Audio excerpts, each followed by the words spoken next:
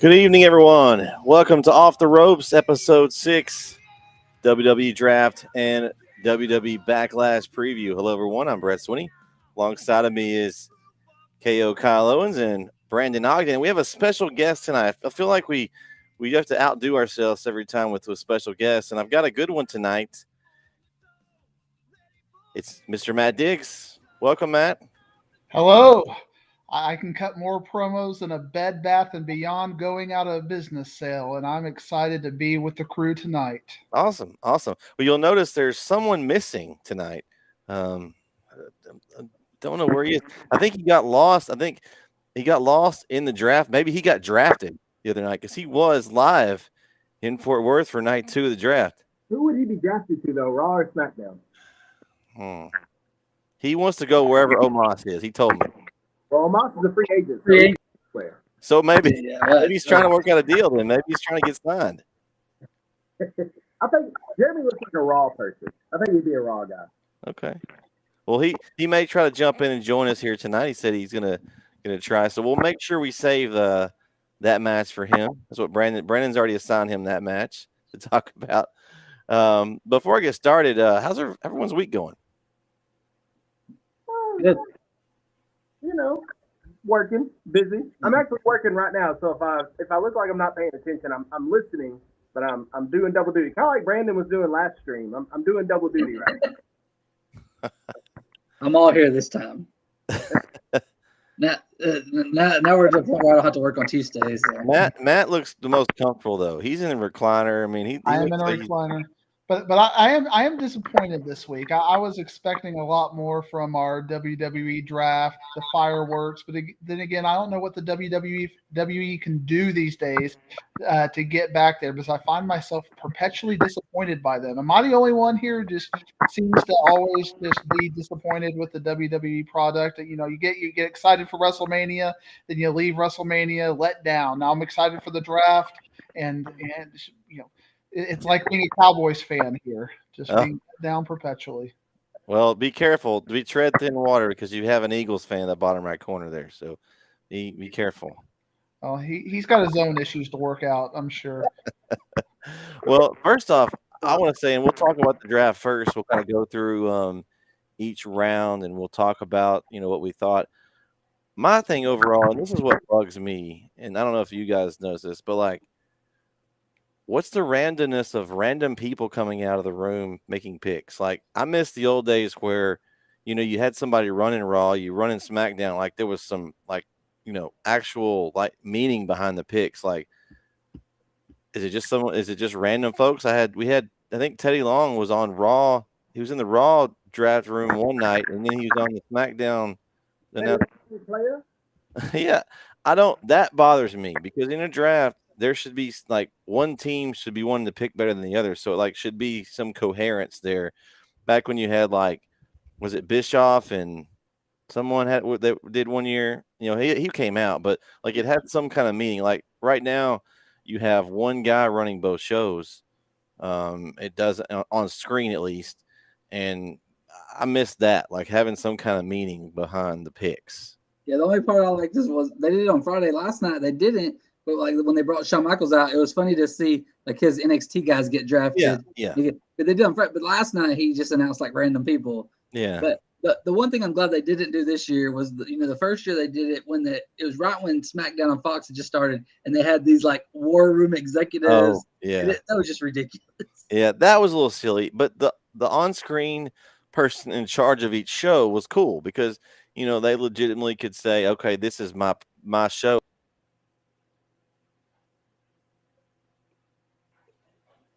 I feel like it's just okay. Let's put them in the randomizer, and you get this. You get these guys, and you get these guys. That's what I was hoping they would do with the draft. Is say, hey, Adam Pearce gets drafted before, and he's the executive for one of the other, and then they name someone hey, JBL or somebody's gonna be over SmackDown. Or I thought that would have been cool, but they didn't go in that direction, and they still may. But I think they should have two different people in charge, like you said, now that they're splitting the brands. Mm-hmm. It shouldn't be Adam Pearce on both.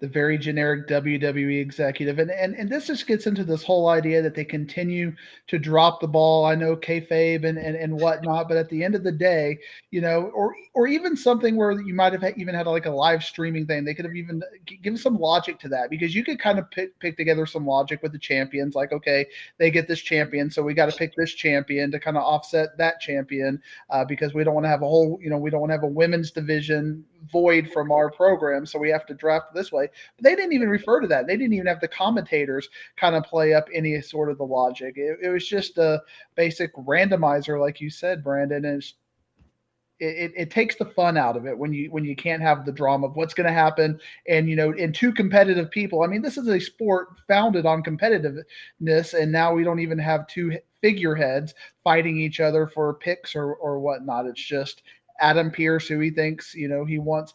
You said this, Brandon, like you thought it was kind of crazy a couple of years ago when they had the executives. At least to me, that made a little sense, because you had a little bit of controversy. Like Fox wants to draw better than Peacock USA Network, but now it's nothing. Yeah, it's just missing that Raw versus SmackDown feel. It's just like we're just gonna pick who we want to go on each show, and that's it. No, nothing really to it. So, all right, well, let's go ahead and go through the picks. We'll start with round one on night one. That was on SmackDown Friday night. Pretty obvious who the number one pick was going to be, I thought. I mean, I don't know if you guys probably agree. You picked the guy that's ran the show for the last almost 1,000 days, Roman Reigns. I thought it was interesting the way they drafted Reigns with Sikoa and Heyman without the Usos. That kind of left some things up in the air that they settled later. Then of course this right here, this next pick, it's such a cop out to me. They put Cody Rhodes on Raw. Now it looks like he's going for the big gold belt. It's looking like they're not going to put him over Reigns at this point now, because they're splitting them up. Don't know if I like the way that's going to turn out. And then, of course, Bianca Belair, women's Raw champion, goes to SmackDown. Now, I wish they'd have done something like you have to give the title up. I don't like them just, okay, I'm assuming this is going to happen. They're going to end up just switching them. Oh, let's just swap the belts. I think that's corny to me. Like, okay, if you move off the show, then you got to relinquish the belt or something. Because I kind of wish they'd have drafted both to one brand, and then maybe have them fight for that one brand's belt, and the other ones goes in maybe a four-way, fatal four-way, or some kind of special match to decide a new champion. I don't like this. Why even drafting? Why don't we just say, okay, these belts go here, these belts go here, and we just forget that part and move on to the rest of the draft. Then Raw, Becky Lynch. That's a good pick for Raw. Lynch is a star. That's round one, night one. What are you guys' thoughts on that? Well, I mean, I came up with I had like a 4 winners, 4 losers, and Cody and Bianca are both 2 of my winners. Cody, for the fact, like you said, he's going to get kind of the push to the title picture, but I could see them not getting the title maybe yet. They put him in that match, and something happens and he doesn't win it, and he still goes through that struggle for a little bit. They probably will. WWE probably just give it to him in the end of May, but it would be interesting. They give him a little struggle for a little bit, and then he gets to go back through the Rumble next year. This time at like 2 or 3, wins it again and chooses Roman, and finally gets that match with Roman. But we'll see like you're probably right. But then Bianca, I really like her on SmackDown. Since Charlotte's there, we get to Bianca Charlotte. We haven't really gotten that, and if we did, it was a long time ago. And we've been seeing over and over. It'd be cool to see her and Charlotte a little something there. So I really like that they split Rhea and Charlotte, and they put Bianca with Charlotte. I like that part. Little dream booking. Maybe somebody from AEW comes out and reminds Cody that he can't compete for the world title since he lost that one match in AEW 3 years ago, where because they call it the world title over the new one, kind of a thing. You talked about how underwhelmed you were. They did this last time with when Becky Lynch and Charlotte, but they had to go and they had that very tense where they had to hand each other the belts, and one of them threw it on the ground, and it's all we've seen before. Now we're gonna have probably another tense segment where you're going to have Bianca and Rhea do a belt handoff, and they'll probably say, "We'll see you again," kind of like they've been kind of teasing over the last couple of times. So again, nothing creative at all. Pointing out that you have Cody as your best, Raw face, so to speak. I mean, it makes sense, but there's so much they could have done. And again, there's those logical inconsistencies because Roman had 3 people drafted for him. At what point is there a better value in drafting groups as opposed to players? There's just no split up Sokoa for that point. Roman by himself is good enough to be that number 1 pick, except now we have to have this whole entourage set up. It just completely devalues the value of a pick. And does Paul Heyman, he's not a wrestler. Why does he need to be drafted? Right. I mean, that doesn't make sense. I mean, was there anybody else that was basically a manager that was drafted with anybody? Well, they pictured Scarlett with Carrion, but they didn't announce her. Yeah. Like, they didn't say with Scarlett. But yeah, no, it was just really weird there. Like, I mean, and then everybody was drafted as a group. Like, we had like 5 individuals drafted the whole 2 nights, maybe. Like, everything was. We just threw random. I mean, we even drafted Rey Mysterio in a group. I know he's in one now, but it's just I don't know. LWO, Brandon. But just still do them separately. Come on, like they drafted everybody as a group. It was just. Kyle, what are your thoughts? I thought they had to go with Roman first because if you don't take him first, then why does he have 2 world championships? So he had to go first. I don't mind putting Cody on the other brand because I think they're keeping Cody and Roman apart, so Cody can struggle and go through adversity and have to get to what he needs to get back to Roman. So I don't mind that part. The part that, and Matt, you alluded to it, but the part that blows my mind is why would you draft the Raw Women's Champion on SmackDown? Like that, logically, that just makes no sense. If you're going to do that, then why did you give her the title in the first place? Why didn't she lose it at WrestleMania? If you knew coming up you were going to switch brands, they didn't know. Didn't give her the title? They don't plan that far ahead. Vince does not. You're correct. But that's my issue with it. Is logically, it just doesn't make sense. And some of the draft was kind of predictable. I know we haven't got to it yet, but when they drafted Gunther over to Raw, well, then you knew Theory was going to SmackDown because you can't have the Intercontinental and the U.S. Championship on the same brand. So a lot of it was kind of predictable. But the first 4 picks, I didn't mind, other than the fact that it just logically makes no sense to have Bianca go as your Raw Women's Champion over to SmackDown. And if you heard Corey Graves during Raw, he was even getting tangled up on how he was supposed to say it. Like, oh, they're going to be battling for the Raw Women's Championship at Backlash, but she's on SmackDown. Like, it makes no sense. There's so many logic gaps. So that's my problem with the draft. Yeah, I agree. It's a lot of that. I wish they do something different. It seems like every year they do that where they flip the women's champions. Come on, get creative with it. Like, make them, if they get drafted off of the program, they're the champion, they have to relinquish the belt. Right. It's just something else. Like, it's something that they have to go through. Something else in the storyline that they can do something with. To me, I mean, I know you don't want to give. Maybe it's Bianca that has to give it. She's had it for a while. Maybe you make her go back to the line and struggle a little bit to have to regain a title on the new brand. I don't know. It makes too much sense, I guess. I don't know. What would kind of be cool is that, right, like that night of the draft, had to do it for the women. Say, all right, the champions aren't predetermined. Like, what we're going to do is have a ladder match and have both belts up there. And so if you grab the SmackDown, you go to SmackDown. You grab the Raw, you go to Raw. Those are your champions, and then they draft the rest of the women. It's too late this time, but that would be fun next time. Right, that makes too much sense. Oh yeah, because it'd be entertaining too. I mean, yeah. Well, okay, let's go to round 2. Okay, SmackDown. I'm assuming the way they picked these, that since it was SmackDown hosting this night 1, they were the number 1 pick. They never said that or alluded to it, but then on Raw they flipped it. So I'm assuming that's why they got the first pick. They got the Street Profits. Now, this surprised me a little bit, guys. I thought that's another thing. There wasn't a whole lot of team splitting this time. Something that they used the draft to do.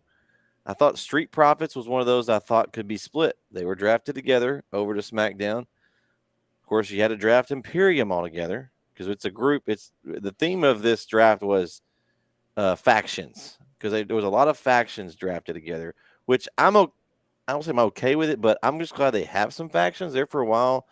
WWE got to where there wasn't any factions, and I think the factions help build storylines. It's an easy way to kind of mismatch opponents and stuff, and they actually matter. Other than the Kevin Owens and Sami Zayn with Matt Riddle, I still don't understand that whole dynamic. I mean, it's funny, but like, why are they hanging out? Like, they're not together. It's just kind of a random one put together. Okay, Randy Orton's not here. Let's put Matt Riddle with these guys. The only thing that ties them together, I guess, is the bloodline took Matt Riddle out. So that makes some sense. But they have a bad habit of not making sense. They just throw 3 random people in a match and say, okay, you guys like each other tonight against this group. But I'm glad that, going back to it, I'm glad that they have that cohesion going on. So that's why I'm a little okay with them drafting the groups together. So a lot of times they'll have them together for 2 months and just split them up for no reason.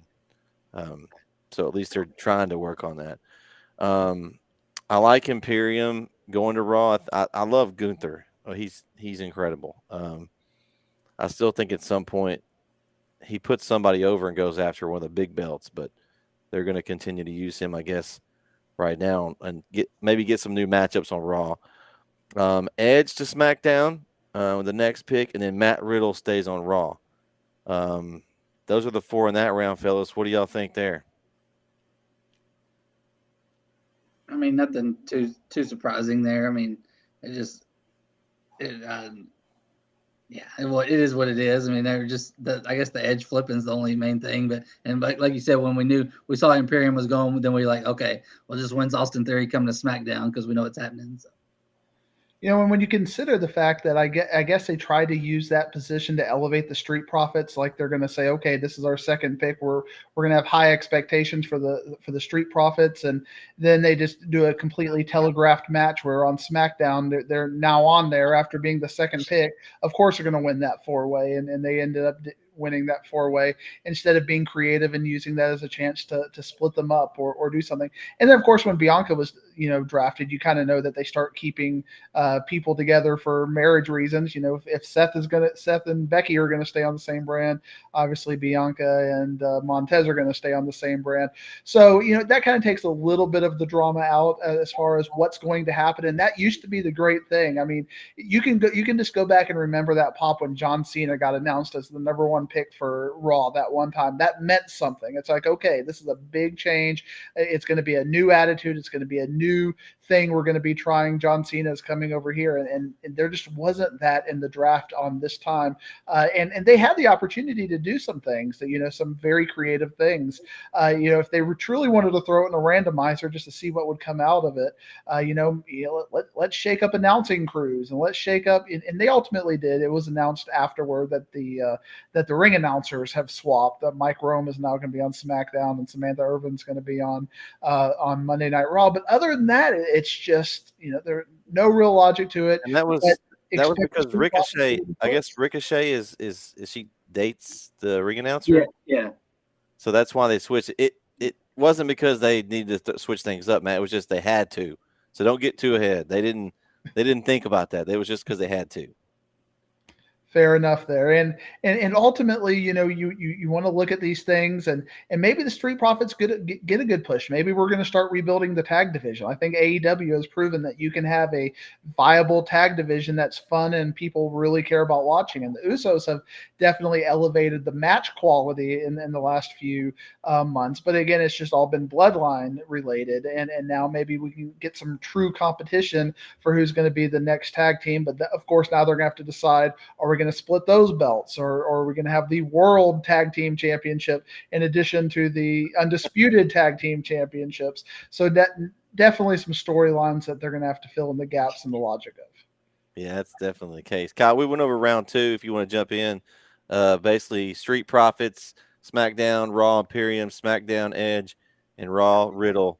Any thoughts on those? First off, Matt, you similarly look like Matt Riddle, so I like it, bro. Anyway, I honestly thought one thing I was surprised we didn't see is any teams get split up during. I just said that. Oh, okay. So we're on the same wavelength. I was in the dark room somewhere. I really thought that we were going to see some teams get split up. I'm glad that Street Profits didn't get split up. I think they've done everything they can do, but I like seeing them as a team. I don't think it's time to split them up yet. I think Edge going to SmackDown is cool. He hadn't been on SmackDown regularly in a long time, so I like seeing Edge go over there. Yeah, I like the second round. I didn't have any problem with the second round. I like that Edge is going to get away from Judgment Day, which is good. Yes. He needs to be far away from Finn Balor and his 14 staples.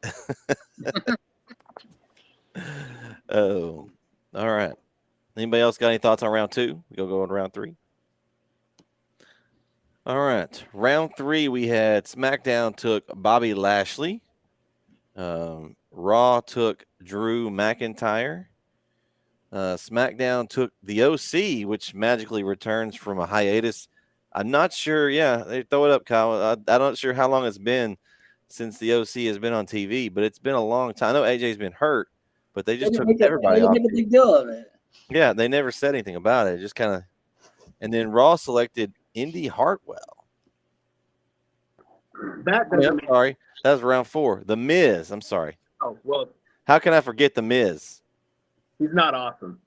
We can all forget the Miz these days. He's very inconsequential at the end of the day. He's basically a jobber at this point, right? Yeah. So, But what stuck out to me there, the OC obviously coming back. I think that was cool.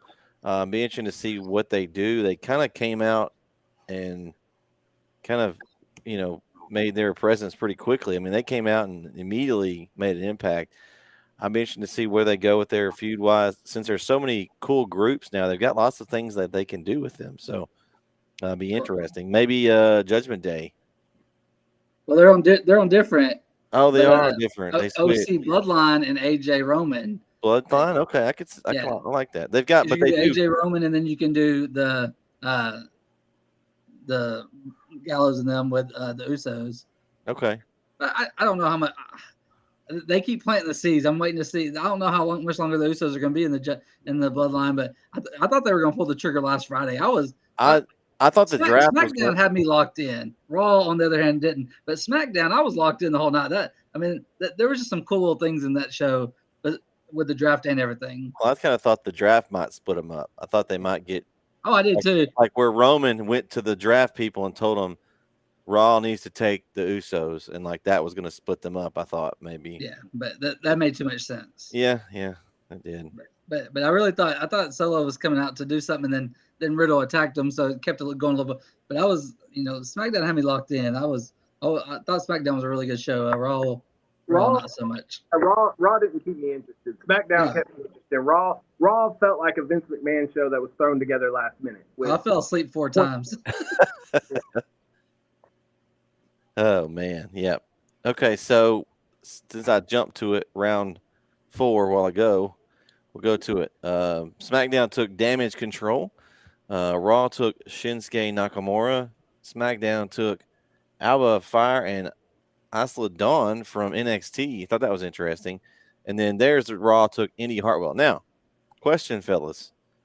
We just drafted NXT belts. Now, I know that's probably going on tonight. I didn't watch NXT. Some of you may have tuned in. I don't know. But do you think they end up losing those? Last time, I think they ended up losing the belts before they came up to the main roster. Does that happen? Or they keep competing? Well, who they're facing tonight is also got drafted last night. That's true. The tag belts is correct. Yes. Yeah.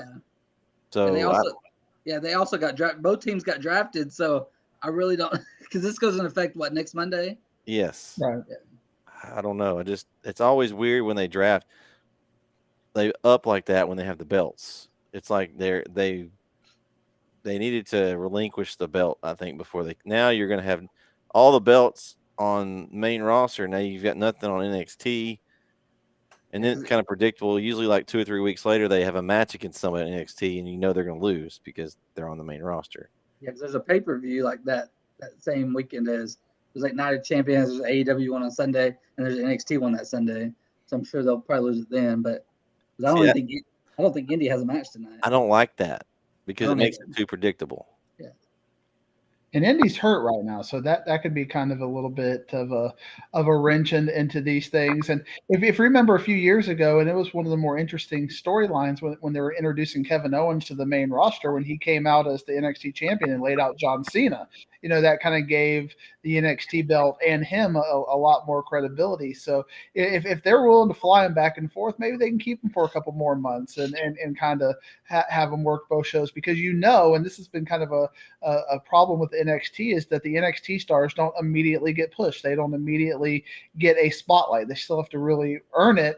And, when you look at that women's division on both sides, where do you see them fitting in? I mean, they're like the 10th, 11th, 12th, placed girls are on these rosters. They're not going to beat Charlotte Flair or Ronda Rousey or Shayna Baszler or any of those. They're not quite at that level. And really, because there's only 2 matches that the women might get on any given show, they're going to have a hard time making it on the show to show their talents. Yeah. I thought they might try to put the way back together a little bit. That's what I was thinking, but that Gargano went to Raw, so him and LeRae, so I was thinking that too, because they moved Theory over to SmackDown. So I was like, Theory and Indy were both went to SmackDown, and I was like, okay, no, Indy's on Raw. Indy's on Raw. Yeah, the only person out of the way that's not. I thought Indy was on SmackDown. Austin Theory's the only one that's not. Yeah, she is on Raw. Okay, never mind. It didn't make any sense to me why you're, again, another non-logical decision where Indy just won the title like last Tuesday, and now you're calling her up with the title, and like Matt said, she's hurt. So what are we doing? And then you're going to call it the tag team champions. That's fine, but so they should lose tonight. But then you called up who they were facing. So even if they lose, you're still in a pickle. It just makes no sense. Like, I wanted NXT call-ups, but the way they did it was completely illogical and makes absolutely no sense. Yeah. And they may just get rid of the NXT women's tag team titles, because those are like the only 2 tag teams left in NXT anyway for women. Maybe they have a match and they merge them. I don't know. I mean, they may just get rid of it because there's no other tag teams left. Be the undisputed women's tag team champions, and they can carry around 2 belts. Really, in the big picture, I know we love NXT call-ups, but they may have called up too many people at this point. I mean, I feel like they called up quite a bit of people from, I think 10 people got called up at the end of the day. That's like one I really like and one I really don't like. They missed the one they needed to call up. Braun Breaker. But I think since they just turned him heel, and then he's got the big natural Carmella at the end of the month, I think they're going to let that marinate. And he could come out and just start annihilating folks and immediately be over. Yeah. I mean, I don't know. That's the one I thought was coming up. I kept waiting, and no. I like that. Or Curtis Grimes. I'm thinking of a country singer. I like that Cameron Grimes got called up to the big leagues, to the moon. I love it. Hey, put him with JBL. No, the keep money JBL off my money screen. thing. They're both with the. I don't know. I get it. I get what you're doing, but we saw what happened with Baron Corbin and JBL. Well, that's Baron Corbin. He's not even drafted. He's a free agent. He's a free agent. I think they could really do something cool with him. Like he could go around every show and just beg for a contract. Jeez. And then they put him in a match They put him in a match for a contract and he loses. Or even better, they could just keep him off TV. Well, did y'all see the pop he got in Paris? Oh, yeah, he got a win in Paris and he got a huge pop too. Yeah, I've never seen because he's never gotten a pop like that. I was like, maybe he'll go to Paris all the time, like Dylan Brooks go to China, and we'll send Baron Corbin to Paris. I don't know. They could do something cool with him just because he's so overly booed. Like they could do something with that. Him not getting drafted. Well, one little side note about Baron that when I went to WrestleMania in LA, and there was like a little sideshow where Sam Robertson had a little podcast thing, and Baron Corbin was on that podcast, and within that podcast, he showed way more personality than what you see on TV. His personality in that podcast was the kind of personality you would think could get over, but for whatever reason, his character can't get that personality out of him. And if they could find a way to get that version of him out of there, he's got something. But they just can't figure out creatively the kind of story to put on him to get that out of there. And they've tried with this Lucky, and I mean, he's pretty much the king of comedians, right? Of failed gimmicks, but there's something there. So I'm going to put that out there, and that you can pull this clip out in 3 or 4 years if he becomes champion. That that the professor said that Baron's got something if they do the right thing with him. All right. Well, I hope they can do something. He's almost to the point where I feel bad for him, just because he's had every time you turn around, it's something different they tried to do with him, and just nothing's worked like at all. Like it's just been bad. The JBL thing was a complete flop. I thought they might have had something there, and I don't know if it's just bad writing or he's just I don't know. It's just I feel bad. That's all it is. It just he's not bad in the ring. It's just he can't get over. I don't get it. I mean, the Miz can get over being hated, but Baron Corbin can't get over it. Oh man. All right. Well, that was round one. Let's see. There was some other people that were also picked after the night was over. Let me see if I can, because this was the draft pool. I'm trying to see if I can find those separate, because the one I had was just a draft. Do you guys have a list? I have it, but it doesn't say what show they went to on here. Like I have who got drafted that next morning, but it doesn't say what show it only says what show 3 of them went to. Yeah, I honestly, they're just trying to get you to watch their other shows, I guess. I wish they'd just tell us everyone instead of holding. You announce 16 picks, I guess, and then the rest of them are all like on some show that no one watches.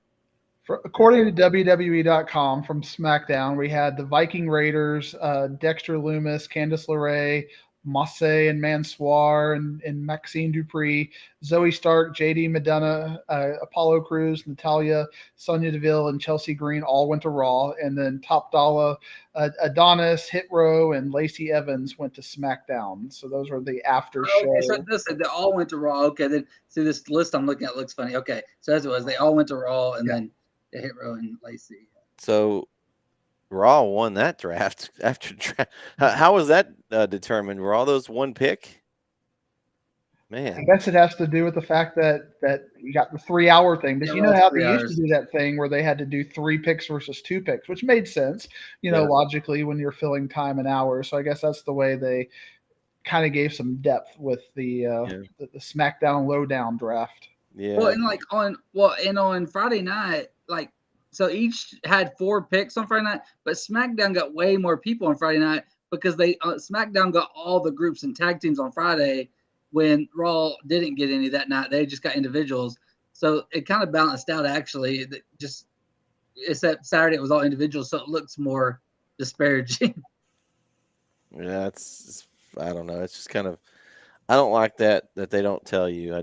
That's just me. I know they're trying to get people to go watch their other little show, but I'll just go to Twitter and see who ends up getting picked myself. But I did find that strange that there was so many on one brand. That logically supplemental draft or whatever they want to call it, that doesn't make any sense logically, which I guess that makes sense. It doesn't make sense logically, so that's what they did. And creatively, I think they had a really good opportunity at the bottom of the card. And Brandon, you might be able to speak more to this of how it works in soccer and in international soccer. But that whole, being relegated thing, if you're at the very bottom of the show, and then you have to kind of go down to the B League for a year, and you got to work your way back up to the A League, something like that could have created some really big drama. And if you got to have this match, and the loser's going to NXT, the winner gets to stay on the main card. That creates, 2 people who don't have storylines. All of a sudden, you're interested, you're invested, especially if it's some of those lower fringe characters. So again, missed opportunities from the draft. Yeah, and I get Brock being a free agent. I like that. He should be a free agent. Can they call it something else though? I don't like that they call him a free agent, but then you've got these other guys that are free agents, but they're not really. They're just no one picked them. Yeah, they should go to. Those are the ones that they should send down to NXT. If you don't get drafted, you go to NXT because, hey, we don't like Omos, but he's a free agent. But you send him an MVP to NXT for a little bit and do something with Carmelo and Trick, it may get us intrigued. Or you send Omos to do something with Braun Breaker, who knows? But and then but and Dolph, I think he's done. I don't know. He's a free agent again. And then like Von Wagner, but you made him a free agent. What sense does that make? That makes absolutely no sense. Oh man. But I like Brock being the floater or whatever you want to call him. Yeah, I like it. I just don't like that they call him a free agent. They need to call him. We shouldn't have more than one. Right. If he's like Brock's special, like if he's the free agent, then there's no other free agents. Everyone's got to be assigned somewhere. That's what I say. If you don't get drafted, then you go to NXT, or you're just fired. Create a storyline where they get fired and then they come knocking on the door every week trying to get in. Who was it that did that one time? They had some storyline. He was fired, but he kept coming. I can't think of who it was though. I know what you're talking about though. Yeah. But anyway, just something that they don't do just something different. That's all I asked for. Something different. Okay. So night 2, Kyle, you got anything you want to add to our conversation? I know you kind of were wanting to say something a minute ago. I forget what I was gonna say. Not gonna lie to you. We were talking about the free agents. Oh yeah, the free agent. So I'm with y'all. Brock shouldn't be in the same class as Omos. That's stupid. I mean, I like the soccer idea of if you don't get drafted, then you're regulated down to NXT. That makes sense. But again, like y'all have all said, it's WWE, so they won't do that. That doesn't make sense. I mean, it doesn't. It makes too much sense. I don't know. I don't mind the free agents, but I would rather them not be so many. Like Brock being a free agent makes sense. He's a part-timer. He can show up on either show, whatever. That's fine. I don't care. But Omos being a free agent for what? No, because no show wanted him, so now he can show up wherever. That just doesn't make sense to me. And does that not give him credibility? Like no show wanted him, that means he must be terrible, right? Right. So, that's what I'm saying. I mean, and then you had Von Wagner. Okay, so he's not drafted. So just leave him on NXT. Why do you? Exactly. And same thing with Zion Quinn. Zion Quinn got called up. He's as green as the grass is outside in the ring, and you call him up to be a free agent for what? It just doesn't make any sense. I thought Zion Quinn actually got drafted. Did he? I thought he was a free agent. I don't know. Either way. Yeah, no, Zion Quinn. He's a free agent. Okay, the list was weird. Cool. Drafted as a free agent. Oh, there's more free agents I didn't realize. Okay. Cool. Drafted as a free agent. Yeah, Matt. That sentence doesn't make sense. Drafted as a free agent. That makes no sense. Yeah. Anyway, so I don't like it. Pineapples. But friend to the professor, Ward Fazzold, texts me and lets me know that I think he thinks we're thinking of Heath Slater, who was the free agent who kept knocking on everybody. He even went to other companies trying to get signed. Yeah. Yes, Heath Slater. Nice. Yep, that was the one. And that was a cool gimmick too. I really liked that. He we get a live watcher commenter. I mean, I think that's the first on this show. Yeah. That's awesome. Outside of like Corey that one time. Yeah, well, Corey's on. He's a different viewer. You know, he's there just to give us a hard time. Yeah. We're just here to make sure I don't cuss and get FCC violations. He's kind of protective of. Oh, okay. So let's go to night 2. We got round 1.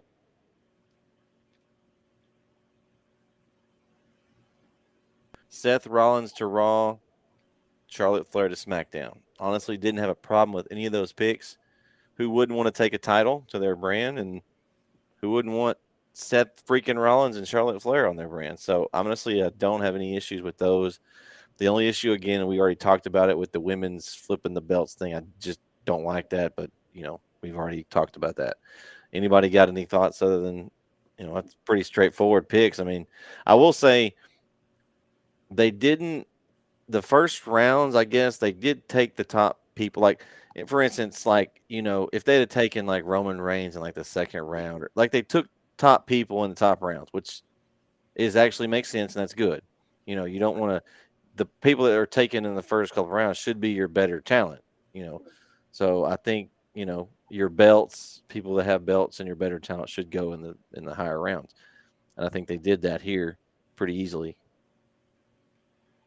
The only logical inconsistency I didn't like on that is if you're going to make the Bloodline versus KO and Sammy, your night one main event, that should have probably been reflected in the draft. I think that they should have been the first round picks, and it could have really highlighted some of that Bloodline, Usos kind of a thing. But maybe they'll use it as ammo that you were drafted in the second round kind of a thing, and part of that lingering friction. But I didn't like that inconsistency, or let them be the main event on if you want to elevate them, have that be your Saturday night main event instead of the Bloodline against Sammy and KO.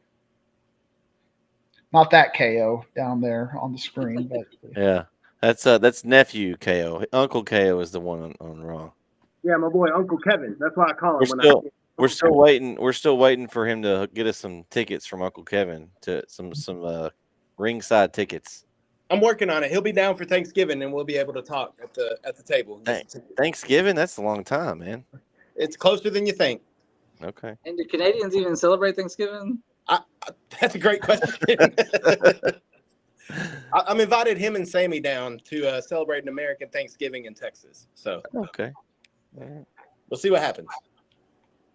Hopefully, he comes through.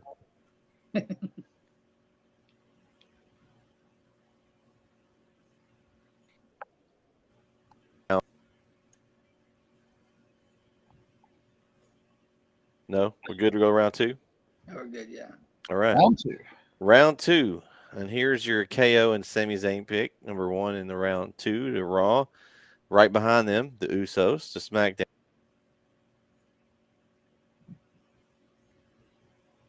Included in that, which was interesting that they drafted some factions together. But since she has the belt, I guess she has to be separate. I don't know where they do that Roman Reigns. But anyway, so they went to Raw. And then the LWO with 18 people. No, just Rey Mysterio and the Santos Escobar and Toro and Wild and Vega. So that's 5 people in one group. I'm glad. My first thoughts is thank you. Judgment Day and LWO are splitting. I'm a little tired. I mean, the deadbeat dad thing is it's only promo. I think Dominic has at this point. He has to talk about his deadbeat dad every single time he picks up a microphone. I'm ready for them to split, and then maybe they can rehash that a little later. But give that some separation. They're also splitting Edge off, like I mentioned earlier. I think that's good. Judgment Day will maybe get some new people to feud with. Maybe hopefully they'll give them a new matchup. I'm hoping. What are y'all's thoughts there?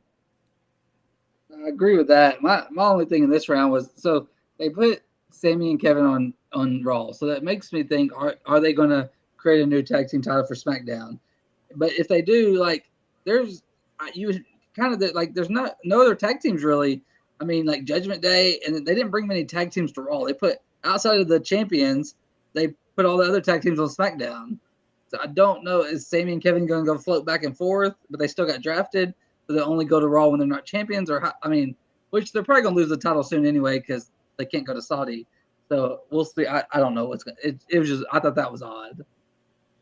Well, you got Ricochet and Braun Strowman. Oh, we'll get to that, and don't even like that. Like, why are they a team? Like what?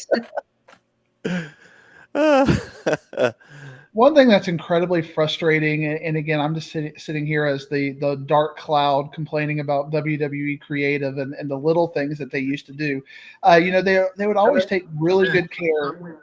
I'm with you. It's not just you. I'm a negative dark cloud about Vince McMahon every time we come on here. So you're in good company. Please go ahead. You're in good company here. We all are WWE haters here. I want to be a WWE liker. I want to be positive about this. But if you remember on the thing they were selling on the very first pick with Roman and could the Usos be drafted was you can't draft 5 people at one time because that just wouldn't be fair. And then what do we do here with the LWO? We draft 5 people here at one time. It's those little bitty things that, you just watch and it's not even hard to pick up on. It's just like, all of a sudden, you can't draft 5 people unless you're the LWO. Then you can draft 5 actual competitors, whereas the other one was 4 and Paul Heyman. So they were spinning that story as why they couldn't draft them all together, and then that just completely gets blown out of the water with this LWO pick. Yeah, it doesn't. I mean, I don't know. They used to. I mean, I've never known them to draft factions together. Can y'all remember if they've in the past? I know they've done tag teams, but have they drafted a faction as one in the past? I think they maybe done one, but not 15 of them. They drafted a lot more. And again, in fairness, I personally like the factions because it helps them in storylines because they don't know how to write regular storylines anyway. So at least they have something to make things, make sense a little bit. Not that they make sense a lot of the time, but at least you have something like you can mix up. They've done a good job of kind of keeping this Judgment Day LWO without getting it too boring because they kind of mix and match the matches a little bit here and there. It's time to end it, but that has worked when they injected Delgado del Fantasma in with the LW and they made the LWO. They kind of gave this storyline a little bit more, I guess, energy because it was kind of getting stale. So that's helped it a little bit, and I like that.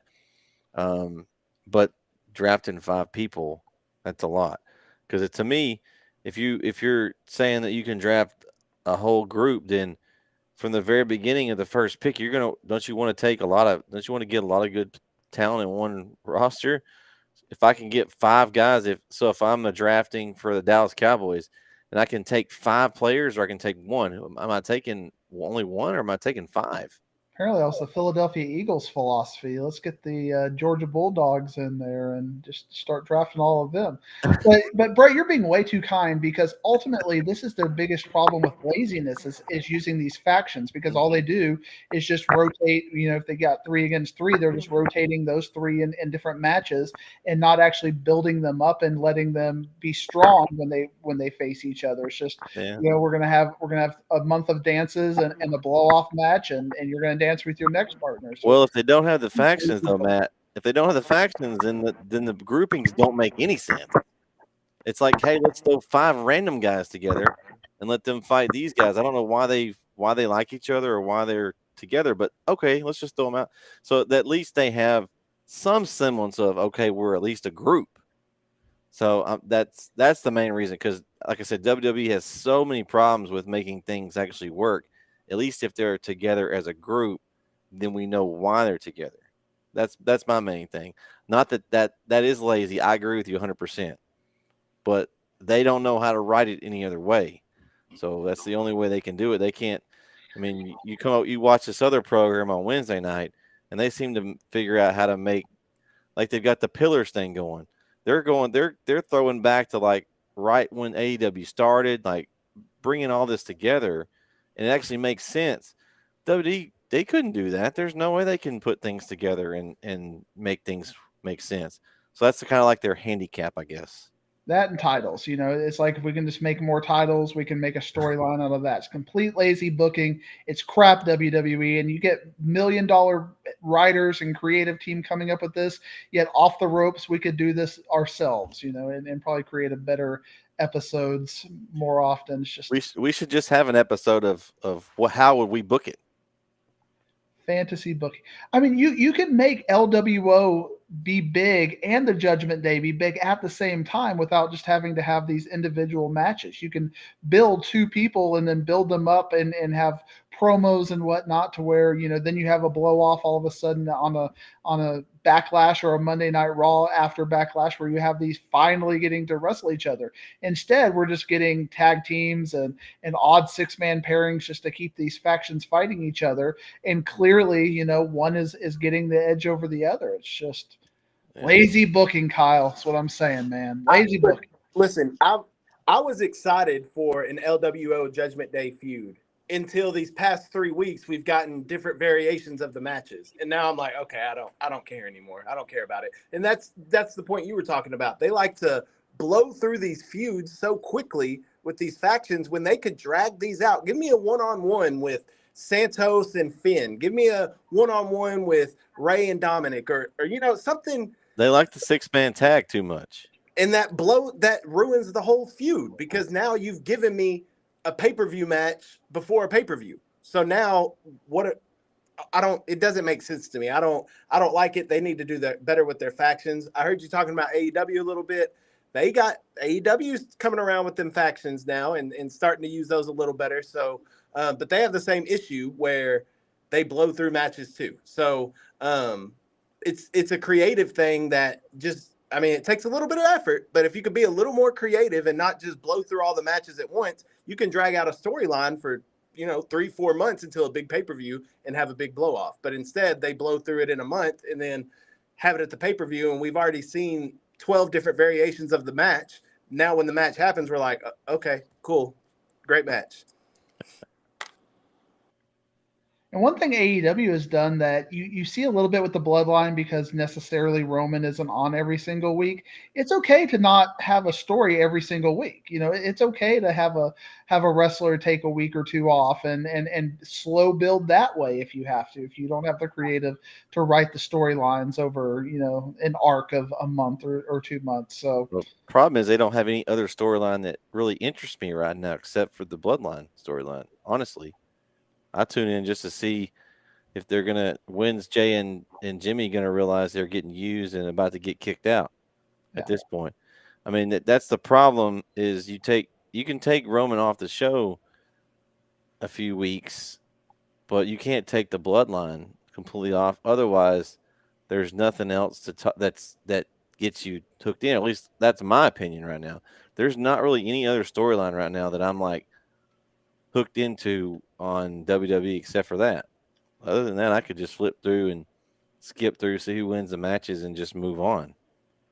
And that's the beauty of good writing. If they can make the creative work, and that was the beauty of the Attitude Era, because so many storylines were important, and you cared about the undercard as much as you cared about the main events, and we just don't have that anymore. You don't have the Edge, Christian, Hardy Boys, Dudleys, kind of 4 or 5 matches below the main event who are just tearing it up, and you care about it because they have storylines and elements to it that are captivating. Now we have this and it's a beautiful story. It is probably it's probably since Undertaker Kane, one of the best stories the WWE has created in a long time, and they're squandering it without having the support of other compelling storylines. And that's just effort. That's just having creative people sit down and say, okay.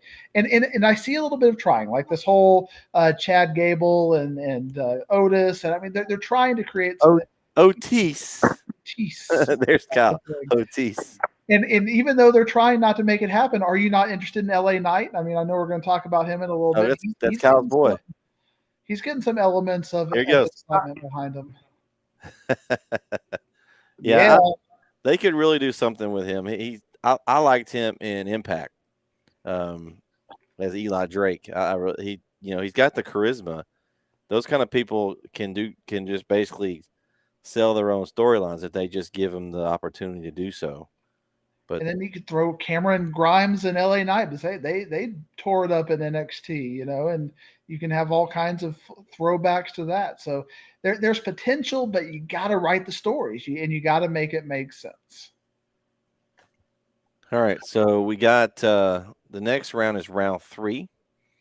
We've got Liv Morgan and Raquel Rodriguez to Raw. Question: they're the women's tag championships. They are the 3rd round. That's interesting. So you don't want the women's tag belts on your program, evidently. They're not. They mean that. Evidently they don't, Kyle. You're right. Evidently they don't. Asuka to SmackDown. New Day, Kofi Kingston, and Xavier Woods to Raw. No interest of Big E. I don't know if anybody heard anything. I know he has a really bad injury. He's been out over a year, I think, at this point. Do we think he's gonna ever wrestle again? We hope so. Obviously, I mean that really miss him. Is rough, but I mean, at least throw his picture up there, and say when he comes back, he's going to be with the New Day or something. But he's a free agent, Matt. He's a free agent. A free agent. Yeah. And then of course the Brawling Brutes, Sheamus, Ridge Holland, and Butch. I hate that, by the way. To SmackDown. Why can't they change the guy's name to Pete Dunne? Come on, Butch. That's like an insult. It's like your dog. Come here, Butch. Yeah, that one's not as bad as Butch to me. Butch is like, they changed the guy's name. It was Pete Dunne, and that guy meant something at NXT. He can go. and he's like a lackey, and call him Butch. That's a guy right there that needs a push. He needs to turn on Sheamus. He And looks do like something. With Paperboy when he had his little hat on. Yes, that was, and like the suspenders. Yeah, Oh, he looked like he was a paperboy back in Hmm. like the 1800s or something in England. I don't know. That's what it looked like to me. I can remember when NXT UK first came out. Him and Tyler Bate went back and forth with some incredible matches. Like Right. he can go, and another one I missed, and I don't know if anybody's heard, but where's oh gosh, I just went blank. Tommaso Ciampa is who I'm thinking of. He's been out a long time. Talking about someone that can tear it down. Him and Gargano had some.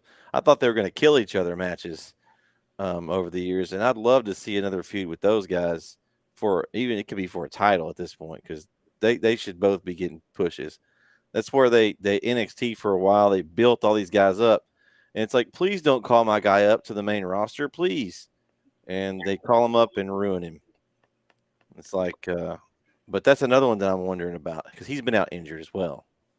But ultimately, and Kyle's kind of talked about this, with Vince McMahon, you have the big guy syndrome that if you're not a big guy, you're not a valued member, and obviously when it works, when you have a Sheamus and Drew and Gunther kind of a triple threat match, they can do it well, and you got Roman obviously, but they are very hesitant to push the smaller guys, and ultimately that's a big problem of theirs that they're gonna have to work past. Austin Theory, I mean, he's. But I mean, he's pretty jacked up these days. I mean, if you look at him, he looks like a not, superstar. but he's not, your prototypical big guy either, and he's gotten a pretty good push. That's Vince. Well, you say that, but he had the Money in the Bank, and they made him use it for the U.S. title.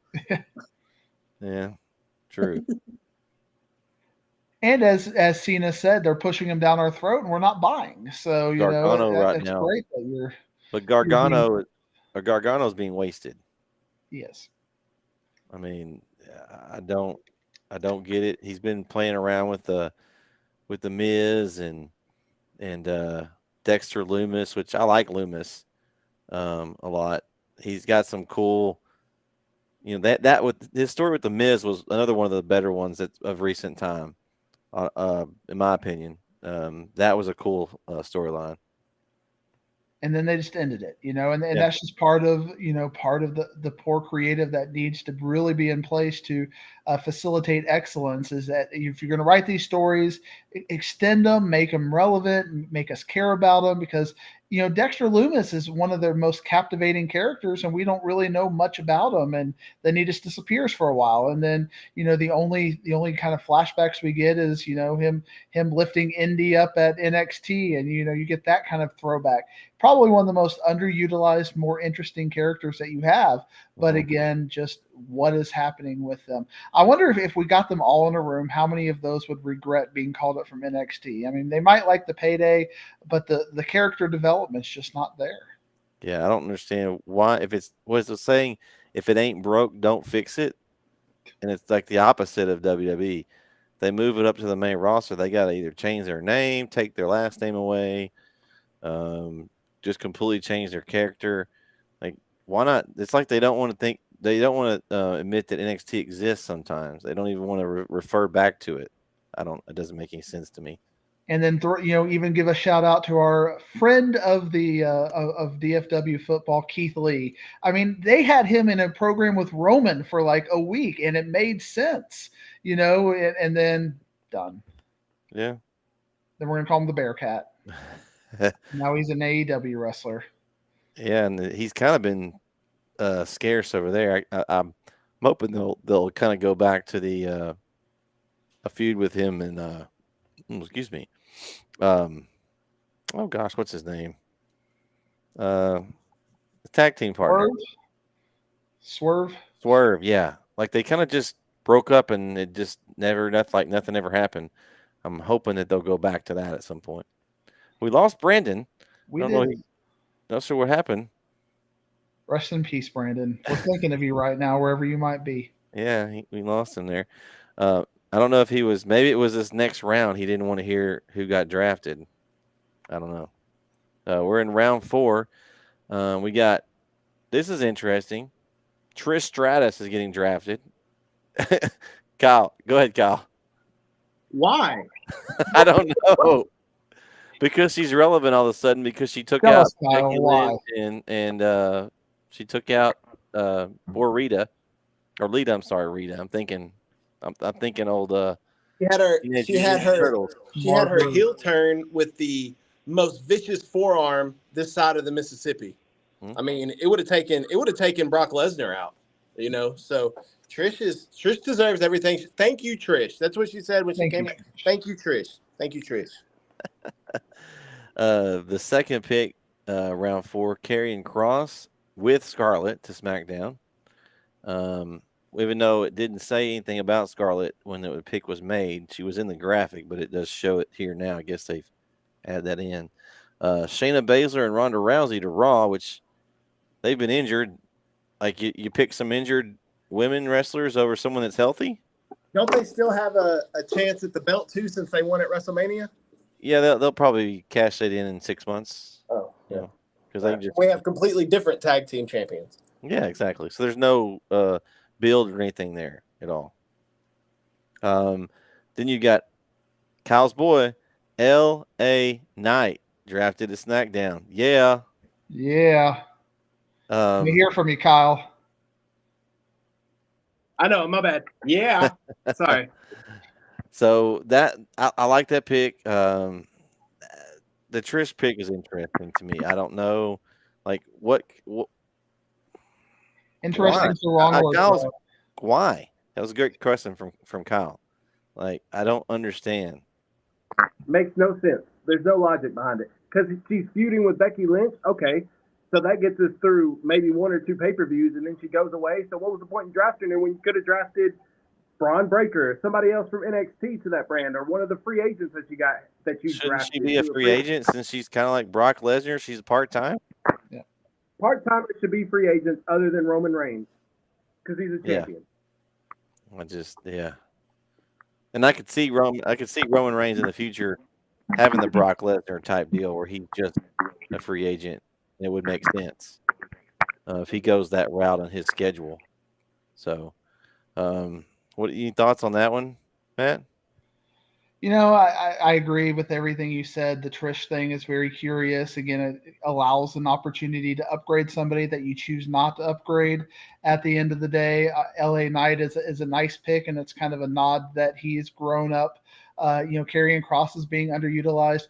Ronda Rousey and Shayna Baszler are 2 legit badasses. And when they get their stories together and they get healthy, I mean, that is a legitimate team with some built-in storylines, that can compete with anybody on either side of the roster. So that's something I'm keeping an eye on because they've got that legit status to them, and they're pretty. Shayna Baszler can go. I mean, you watched her in NXT, and she had some 5-star matches over there, and it's almost like you had to make it make sense when she lost because she was so dominant over there. And I think with that kind of push, she could really run the Raw. At least give competition to potentially Rhea Ripley at some point. Well, I think they could possibly do something like a dominant. They could take the tag belts and make a dominant run with them. Oh, yeah.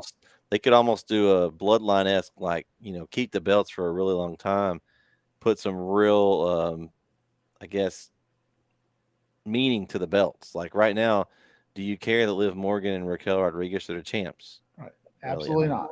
So they could take those belts and elevate them so that when they do relinquish them, it could cause a split. They could have a feud. There's a lot of things you could do with that. And that would be a good match between the two of them, maybe at a Mania or something. Oh, absolutely. So And that's something long-term booking. You could have almost a 2-year run with them, and then they finally, or maybe a year and a half, and then give them that 6 months to feud at WrestleMania, and it's something you want to see. And it might even have that pit match or whatever that they sometimes have, and with Riddle, and a couple of other times with that. I think they made freaking Rollins in the pit at one point as well.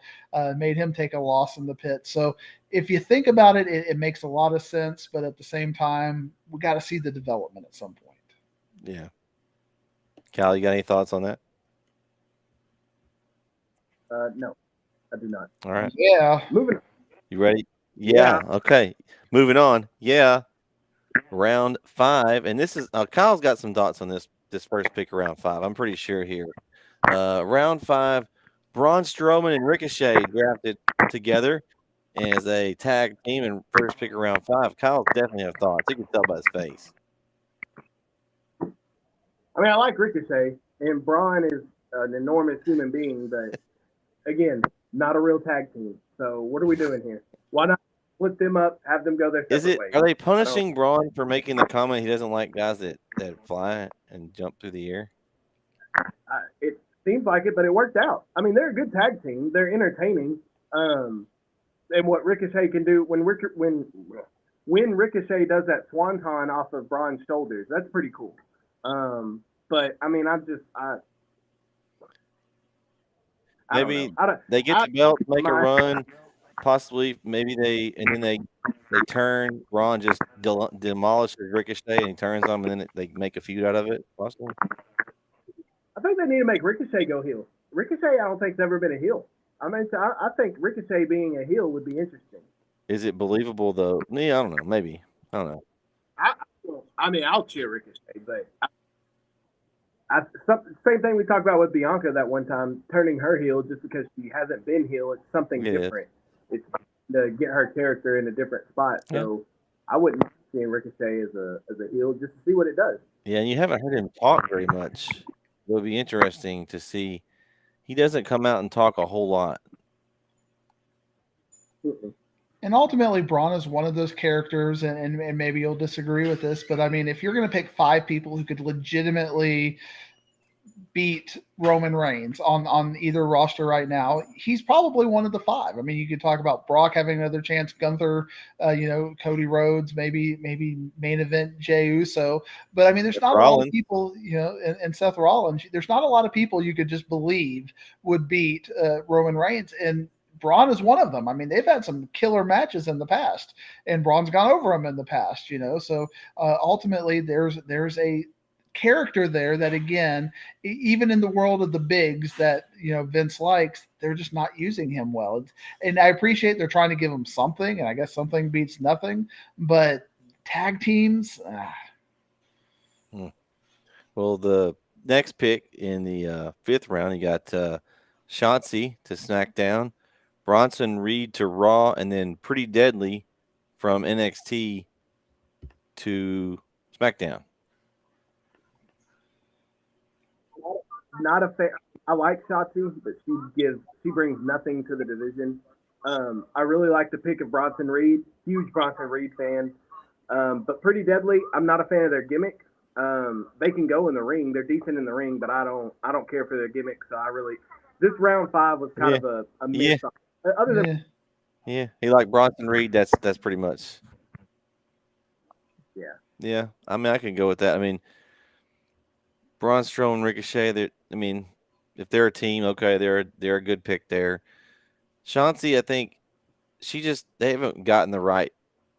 I don't know. They keep bouncing her back and forth between tag partners, but they haven't really tried to put her over at all. I mean, she's been just kind of fluttering in the midst of everything on the main roster.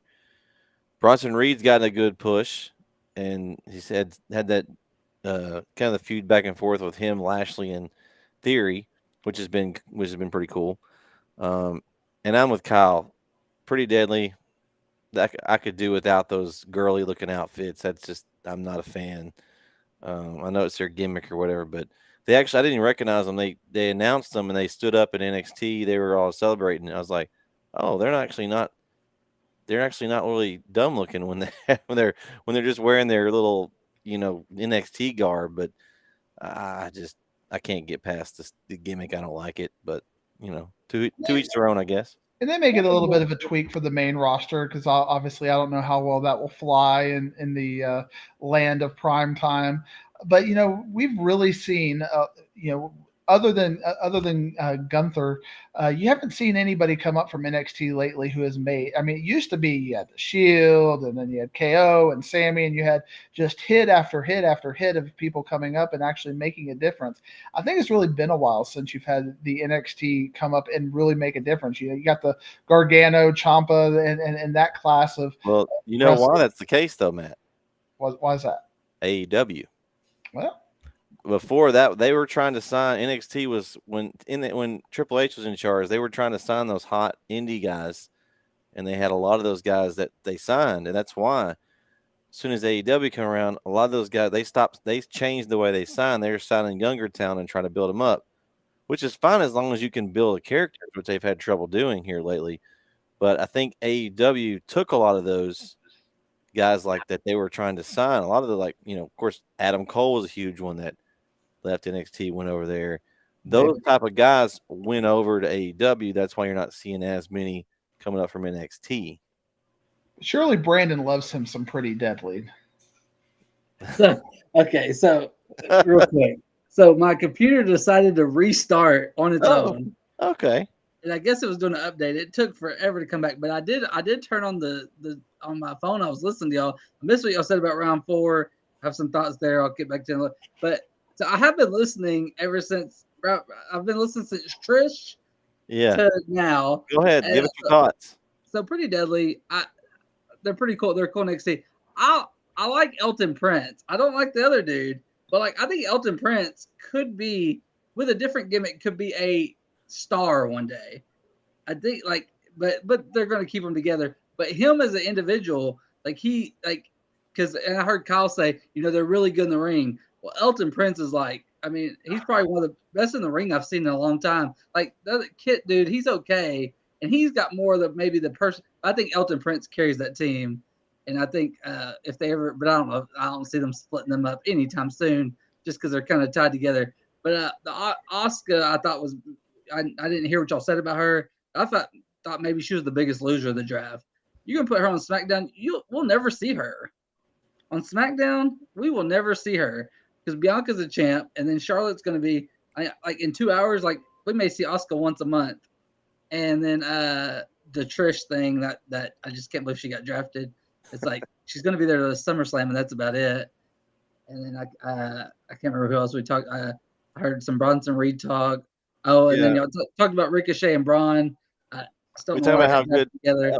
We had LA Knight. We like that pick. Oh yeah, no, I loved LA Knight. I think I had him as one of my big winners. So I'm excited to see him up. And but the Braun, I don't know why they did them together. I don't know why they're a team, but Braun's used to team with 12-year-olds, so it works out. That's funny. Okay, let's go. I'm back. All right. Anybody else got any thought? Kyle, you got anything on that? Are you good? All right, we're gonna go to round 6 then. We got selected first in round 6. We got Alpha Academy, which I thought that was one of the ones I thought could split. They've been teasing Otis, Maximum Male Models. I thought, well, maybe this time they split them. Well, of course they didn't. They kept them together, and I believe they're all in the same brand, too. So that'll be interesting to see if he will, on his own, split away from Chad Gable. Got Rick Boogs. They did split up. Well, did we look where Elias went? Did they split them up? He's a free agent. Okay. That was another one I thought they were going to split, and they didn't announce Elias, which, again, defeats the purpose of, are you going to split somebody? Why are you just going to, they're a free agent. So now is Rick Boogs going to try to go to I'd say the GM, but there's not one. Is he going to go to management and say, hey, I got to have my guy Elias. You got to sign him. And they have something going there. I don't know, because it kind of, again, it defeats the purpose of signing one, not the other. I don't understand that. Then you had Katana Chance and Caden Carter drafted to Raw, which we talked about them. They have the NXT Championship match. Is that tonight? Yeah, I think it was tonight. So they'll either have the belts or the other team. And you had Cameron Grimes to SmackDown. I like that one. I like Cameron Grimes' gimmick. I think he just needs to give some airtime in the right feud, and he could do something with it. I kind of thought, I mentioned JBL earlier. Y'all might not agree with me, but I think somebody like that to give him some credibility. They've got the money thing kind of in common. You know, he could do something there. It didn't work out for Baron Corbin, but it's Baron Corbin. Maybe it would work out for Grimes if you're going to have Jay Bill around. What are you guys' thoughts on that round? Well, I can already tell you who Cameron Grimes' first feud is going to be against. Okay. It's going to be The Miz. I mean, right? Everybody goes against the Miz. Yeah, it's He's going to like be The Miz. he's like that first match, and he takes the crush. Yeah. Well, and he had a good thing. Like him and LA Knight's thing they did in NXT was really, really good. And The Miz and LA Knight are, LA Knight's a more improved Miz now. Yeah. So like I don't know, I just felt like, but they did tease a little Miz and Shinsuke last night, so we'll see. Yeah. Kyle, what'd you have? I don't remember what I said. It was Cameron Grimes. We were talking about his first feud. Moon. I was saying that the Miz is like level 1 Oh. of the game. Like you start the game, you have to get past the Miz in order to. I like that. In order to get to the moon. To the moon. All right. You can keep my grit. No, I like that. That's a good way to put it there. Matt? It's like the back of the old days when you had vignettes and you could do character development. They did that in NXT. You really got to see Cameron Grimes grow, especially as he got the crypto millionaire guy character rolling in. You got to see those cute little clips of him, and just get him on there. Find a way to let him talk. And I guess if you put him with the Miz, that's a built-in Miz TV every week to chat and fight and whatnot. Just a couple of spoilers. Indy gave up her title on NXT tonight. I was doing a little so they're gonna have a tournament for that. And Isla Dawn and whoever the Fire Girl, they won. So they're taking the titles to Raw, which is weird or SmackDown, because it's weird that you bury them before you bring them up. So like, why have that match? It's just one of those kind of things that leave you scratching your head. But I think Cameron Grimes has a chance to be big. But I was really liking the Rick Boogs and put him back with Nakamura. I was enjoying that. Why not at least give that another run? Who knows? Yeah. Well, and so she just come out and walk out with it and just like forfeit the title? Is that basically what happened there? That's ridiculous. Why? She can't wrestle. I know, it's so cool seeing her get it, and then They give her the title in the first place. Why give it to her in the first place? It makes no sense. Let's put her over, and then she just hands it back. I haven't watched it, but I mean, there's a picture on Twitter of Dexter Lumis carrying her off. So maybe there's building something there. Don't get too ahead of yourself, Matt. Let's not assume anything. You know what happens to people that assume. Well, especially with the WWE. We just get mad. So I've got a list. I guess this one gives me a list of all the supplemental picks, and I'll go down and hold on. Before we get to that, does Cameron Grimes count as Mr. Irrelevant, or will that be one of the supplemental picks? Well, you got a lot of Mr. Irrelevance because you don't know who was picked last. He was technically the last pick. He was technically the last pick. Yeah, you're right. I'll just go down through here, and then y'all can pick some ones that y'all find interesting that we have here. Looks like for supplemental draft picks, we got Dana Brooke to Raw, Nikki Cross to Raw, Johnny Gargano to Raw, Angel Garza, and Humberto Carrillo. They still work for WWE? Interesting. Why aren't they in the LWO? I'll just throw them in there. Or why aren't they in the Maximum Male Models? What's they that? could be in either one. Go ahead. What'd Cal say? You can't just go and put all Mexicans in the LWO. I mean, hey, listen, Kyle. Here's my point. Was there any reasoning behind putting the group they have together now besides Legado del Fantasma was already a group? Yes. They just joined Rey Mysterio. But Santos is trying to gain the respect of Rey, and so he's taking up for Rey, and he just brought his team with him, Legado. So that makes sense. But just throwing Angel and Humberto in there because it's Hispanic, you can't do that. Right now, that's a Vince McMahon move, Greg. We don't do that. Hey, there's nothing else for them to do. At least they'd be on TV. That you know the only reason Alba Fire and Isla Dawn are together, they're both from Scotland. Hey. Well, at least it's something. Like you've got Angel Garza and Humberto Carrillo. When's the last time they've been on TV? Been a while. I don't watch main events, so who knows? I mean, They that still do that. at least it would be something. Lackeys for somebody. I don't. It just Anyway, Akira Tozawa Raw, Piper Niven Raw, Xia Li Raw, Tegan Knox Raw, Emma Raw, Madcap Moss Raw. They were drafted together, Who's that? Moss and Emma. Well, it didn't say that listed here. Oh, but- it does here, but they were. I saw a graphic. Oh, did They it? were Okay. drafted together, which is, I mean, And then I didn't know this was the name of their group. Indus Shear. It's Yeah, Mahal, Veer, and Sangha are yeah. drafted to SmackDown. Odyssey Jones SmackDown. Tamina SmackDown. Grayson Waller. I like that pick to SmackDown. I think he could be entertaining. Yeah, I think Indusher went to Raw and Odyssey Jones went to Raw. So Odyssey Jones, he hasn't been on TV in like forever. He doesn't do anything. Why is he already getting called up? Who's But- that? but, Odyssey Jones. Oh, He, like, yeah. But Grayson Waller, one I love. Like, I mean, get Grayson Waller on SmackDown. Like, give. Like, I'm a big Grayson Waller fan. I think he can be. I mean, I think he's a superstar, and I think you can do so many things with him. I would actually probably like to see him on Raw because I'd like to see him something with him and Seth. And there's just more people on Raw I would like to see him with. But he's a star, and put him on my TV. He's great. And there was not much they could do in NXT with him anymore because he already had his title shots. He kept losing them, and he'd run his course there. But there's a lot you can do with him. I did the math because you're listing off all these supplemental, and I keep hearing this person, Piper Niven, and whatnot. I counted 22 women drafted to Raw from just the list. When are you might are we going to start seeing 16-man tag matches to get them on? I mean, what? Well, we know they're not going to. We know they don't.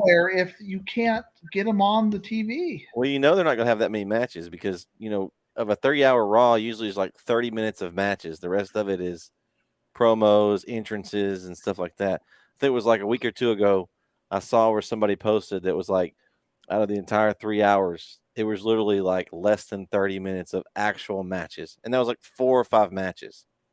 So, yeah, how are they going to get them on? They're going to have a big, maybe they have a revolt in the locker room.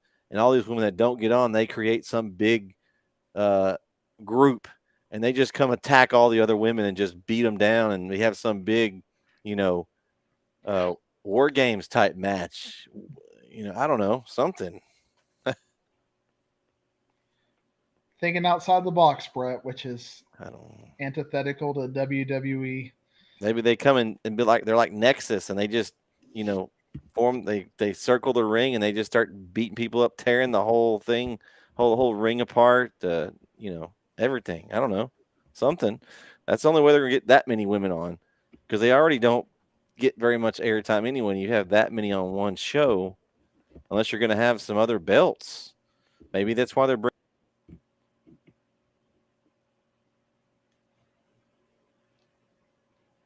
2 on the main roster. I don't know. The women's 24/7 title. Oh my gosh. R-Truth is coming back. Oh man. He's a free agent like Brock, Oh, Kyle's got the 24/7 title now. That's where it is. Is that guy behind him going to roll him up for the title? You got the 24/7 title. That's where it's been all this time. If I have it, it's burning in a dumpster somewhere. Honestly though, you laugh at that, but some of the storylines they had for a while, the 24/7 title actually entertained me. Like with R-Truth, he did some of the, and then what was the guy, the one that he danced and jumped and flipped? Tozawa? No, not Tozawa. He was in there too. But The guy that's in NXT now. Reggie. He was Reggie. He's stripped from NXT now. Yeah, the wine guy. But I can't think of him. Reggie. Yes, he did some of the craziest stuff with that thing. Like he would. It was actually very entertaining. It got old after a while, I'll admit. But there for a while, I mean, they made some funny segments out of that. Yeah, Reggie's the new Ali, like in NXT. He does like these cryptic messages, and but he still flips like crazy. So Okay, so I don't watch NXT a whole lot. That's probably why I don't know he's there. But yeah, it was that belt was actually it, and it involved a lot of people. So you had all these people running around. It was kind of silly, it involved but everybody that we never see anymore. at least you got it. They got on TV. I mean, there was something there. I mean, Yeah, we haven't seen Tamina since, or Dana Brooke, or any of them. yeah, I don't know.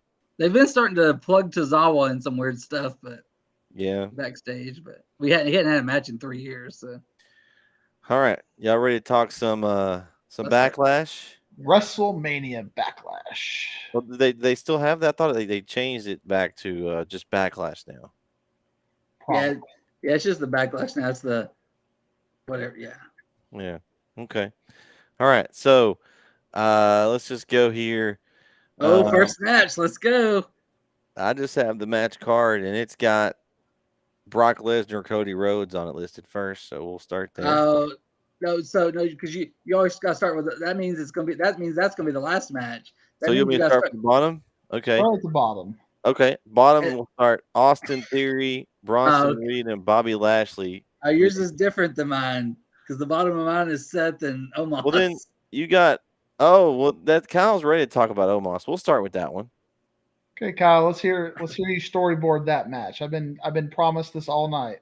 Yep. Kyle, we're ready for you. It's Seth versus Omos. What? Seth versus Omos. We want to hear your thoughts first. Okay. His thoughts were. We have technical difficulties. I apologize. His thoughts were he doesn't care. I'm taking Seth freaking Rollins. Couldn't care less about this match. It's a bathroom break. It won't go more than 5 minutes. What if it's the first match? Bathroom break early then. Okay. It won't go more than 5 minutes. Won't go more than 5 minutes. We hope not. I'm gonna take the over. Actually, I think they will drag that out for at least 8. Seth's entrance takes 5. So yeah, that's true. Well, are you counting the intros in your 5 minutes? But I think that, I think they're just going to let him beat up Seth for a little while, and maybe Seth will have one round of offense. He'll shut him down, and then he'll have the second run of offense, which will maybe be the stomp off the top rope or something. Because you gotta make Omos's losses look historic and bigger than life. So I'm predicting the finisher as a stomp off the top rope. Ooh, like that. Yeah, there's no way that Omos is going over Seth here. It's got to be Seth Rollins for me. I just don't see any other way. I feel like Seth is one of those possible for the new big gold world title, one of the possible players in that. I think they're going to use this to make him look strong. And, I'm going to go with Seth. Agreed. Brandon? Oh, yeah, Seth freaking Rollins. You said Omos, Brandon? Seth freaking Rollins. Let's go. We'll have to get Jeremy to send us his picks, so if he comes back on the review show, we can tally those up. Because I would have believed Omos could have beat Brock, So once you throw that out the window, yeah, back to jobber status. True. All right, Brandon, what you got next on yours there?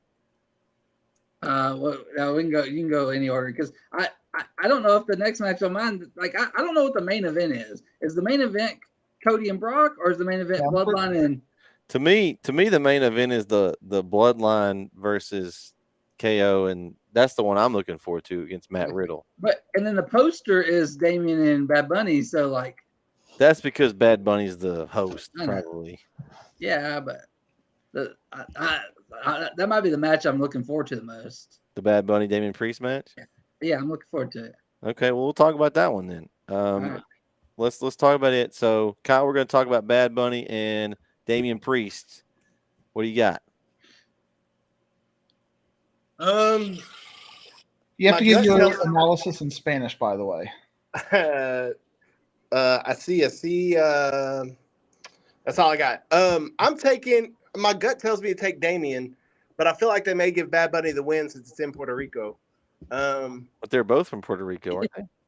Yeah, but Bad Bunny's the host, and he's not a full-time person.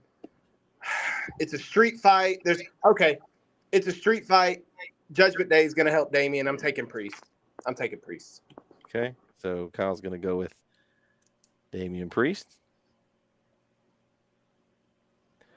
This one's a toss-up to me, actually. I'm kind of with Kyle. I think it could go either way. They're both from Puerto Rico. If it was one that was from Puerto Rico and the other one wasn't, yeah, I could see that. But he's right. The street fight could be the determining factor. If it was a regular match, you know, and then you got the Judgment Day factor. Now, you got Zelina Vega and Rhea Ripley, so Rhea's going to be preoccupied. But the other guys they don't have a match, so that could be, and they could involve this. I like Damian as well, unfortunately. I hope Bad Bunny wins, but for picking purposes, I think you're putting over Damian Priest.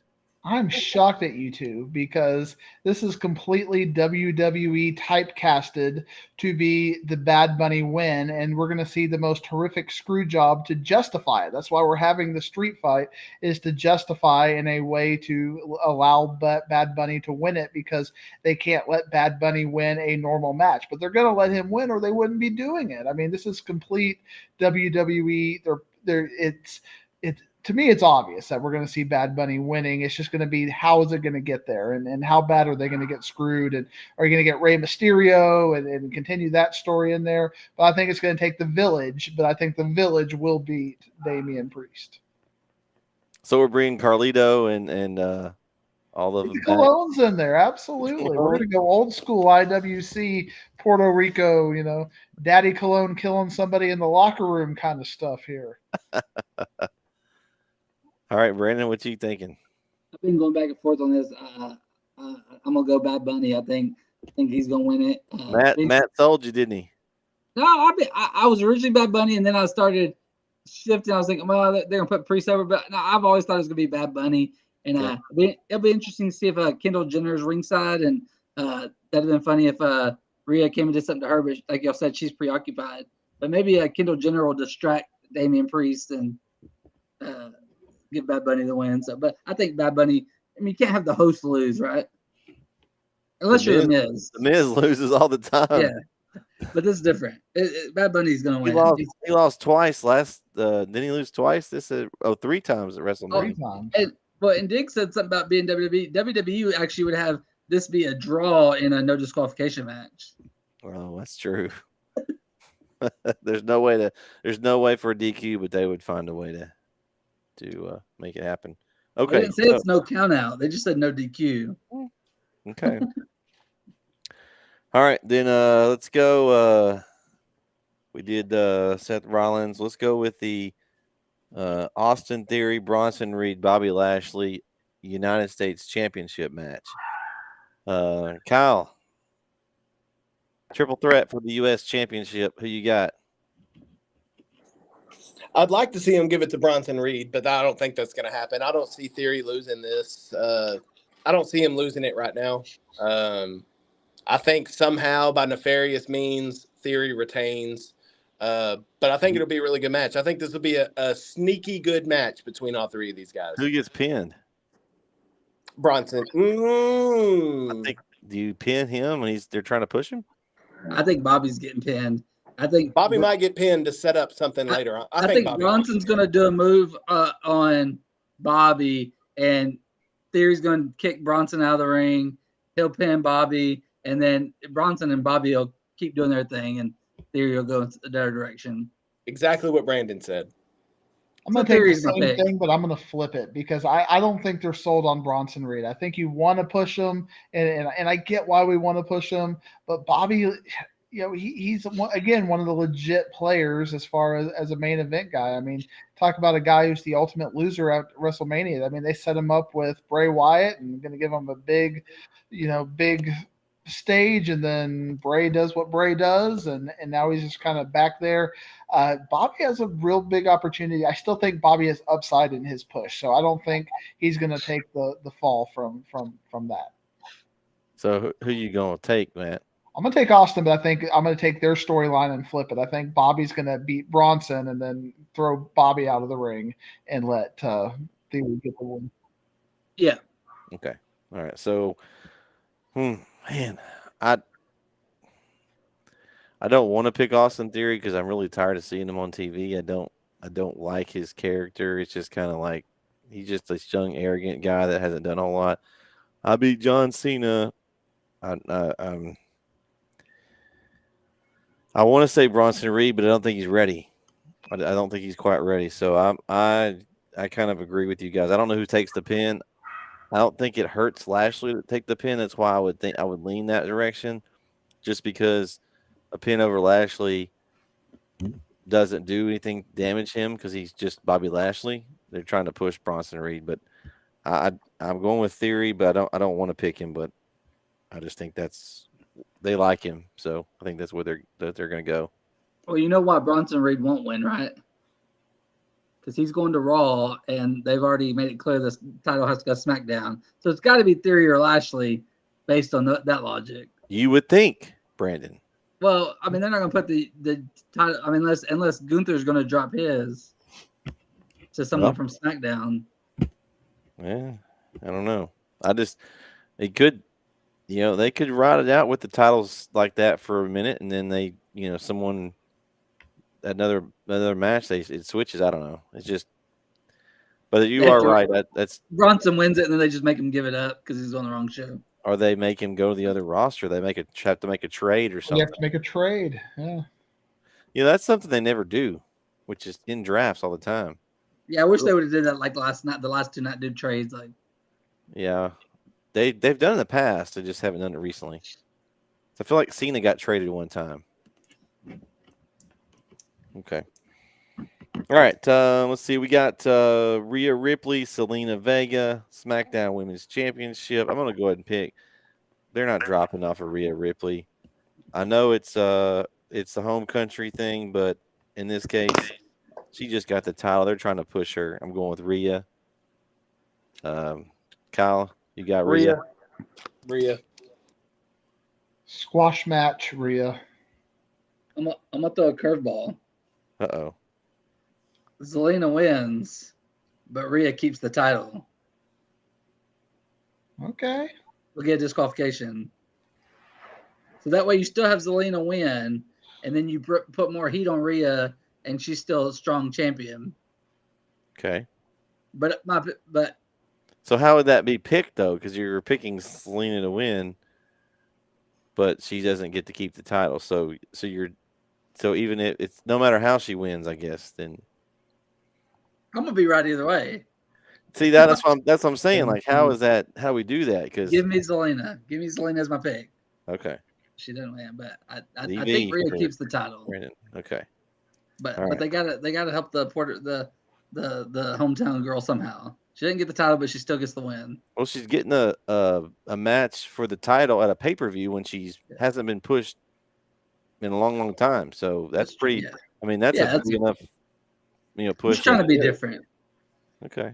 Sound like Corey. You're sounding a lot like Corey, Brandon. It's scary me. It's scaring me when you start saying I'm gonna pick this because I just want to be different, or it's a long shot pick. Kyle, doesn't that sound familiar? But still not a long shot because I said Rhea's going to keep the title. I don't think Rhea's going to lose the title. You sound like somebody else I know. Yeah, you sound like somebody else I know. He has a podcast also called That's So Dope. But you sound like him. You're going against the grain just for the sense of going against the grain. Just make it a consensus Rhea all the way, Brandon. Don't be different. I said she's going to keep the title. Wouldn't that be the WWE's thing to do is have a disqualification? Hey, next thing you know, Brandon will start spouting off these theories. Oh gosh. Austin. Then we'll have to make him a shirt too. Oh gosh. Okay. All right. So we got that one. Let's see. We got Bianca Belair versus Io Sky. Now, I think Bianca Belair wins, but I think there could be some really interesting storylines done in this match if they do it correctly. Will we see some breakup of Damage Control here? It could be that Bayley gets jealous, costs Io the title, and she breaks off on her own, goes back to, babyface Bayley for a little bit. I don't know.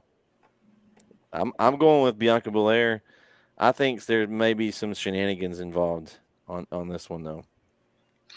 I disagree with you a little bit, Brett, because I think one thing we haven't seen really is Io have one of those NXT matches where she can really shine. I think they may just let her. I mean, they may have her lose, clean to Bianca, but in a 4 or 5 star match that we might be looking at the end of the night, going, that was a heck of a match, and elevate Io through her performance as opposed to a storyline. But she can go, but they just haven't given her the 15-minute pay-per-view window to let her go yet. Okay. I wouldn't hate that. I just feel like that storyline that may just be where they extend it a little bit. I think Bianca wins, and I agree with Matt. I think it's going to be a heck of a match. I think there's probably two of the best women's athletes you have, and there's going to be some fun spots, and it's going to be. I think it's going to be a good match.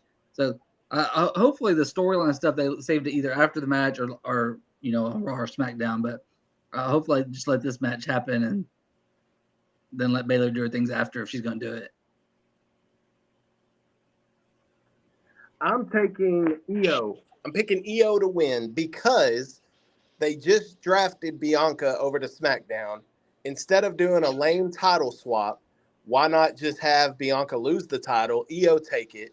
Because if I'm correct, aren't in Damage Control on SmackDown? They got drafted to SmackDown? Yeah. Okay, so Io's your SmackDown champion. Bianca is chasing now on SmackDown instead of, or your Raw champion. I'm sorry.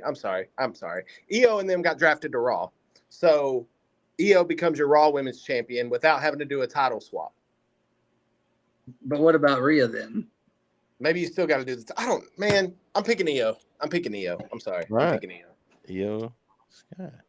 It was a terrible, terrible judgment by me, but that's also because I'm trying to do 50 different things. Or she wins and they say, hey, we already got a Raw champion, so you got to drop your title, and it goes. Damage Control's on SmackDown, so we know that. So we can have the winner of this is going to be on SmackDown either way.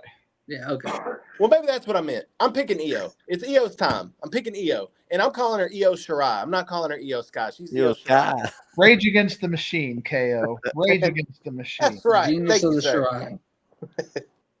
All right. That leaves, we have 2 left here. Let's go with the next one. Brock Lesnar versus Cody Rhodes. Cody Rhodes. There's no way. I think there's 2 ways they can do this. I'm going with one. They either are just tearing Cody completely down and making him look irrelevant by having him lose again in back-to-back pay-per-views when they pushed him to be the man, or they need to make him look strong to go after this new belt for right now because he's on Raw, which I think that's going to happen. I think he's going to win this match. This is going to be a match that that pushes him toward the big gold world championship. This is going to be, will we get the apology from Triple H from the booking of Cody and not winning the title and kind of give us a solid of giving him the win? But Cody is one of those wrestlers, I think right now, that he could theoretically take a loss, even though it would be one of those, why are you doing this? I mean, how many losses has Seth taken in the last year? I mean, he got 3 to Cody, and I think he got 1 to Riddle. I mean, there were quite a few he had to lose to Theory a couple of times. I mean, and Seth looks as good as ever. You could see Seth at the top of the card despite having those losses. So if he is, and Cody is over, I think Cody has definitely made it over with the audience. So for whatever reason, Brock had creative control and they had to win. I mean, I think he could come back from it, but I think as a nod to the fans, you got to put Cody over.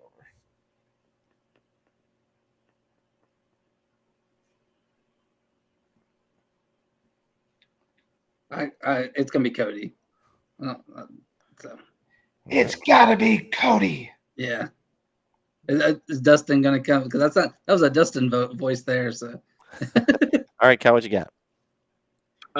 Cody. Cody. Okay. So clean sweep there for Cody Rhodes. Surprised no one went Brock Lesnar. Honestly, I thought somebody might go with Brock. All right. Well, that leaves the main event, I call it the main event. That's what I suspect to be the main event. If it's worth the interest purposes anyway. We got Sami Zayn, Kevin Owens, and Matt Riddle versus the Usos, Solo Sikoa. Um, I think the main question here is, will the bloodline stay intact after this match? Because this could be, I think, a loss here could derail them, and Solo could turn on them and take out what was going to happen the other night.